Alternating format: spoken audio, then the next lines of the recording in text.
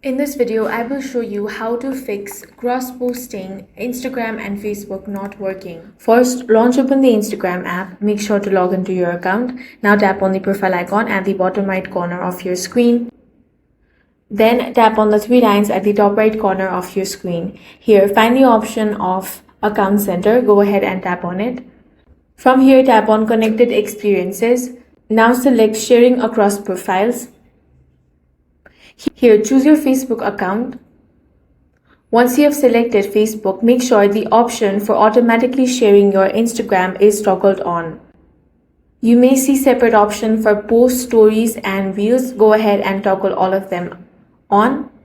Sometimes these options are turned off, which prevents your Instagram content from being automatically cross-posted to Facebook. After enabling the options, you need to go back to Instagram and try uploading a story, post, or reel. Your content should now be shared to Facebook automatically. That's all for this video. If you found it useful, make sure to hit the like button and subscribe for more videos like this.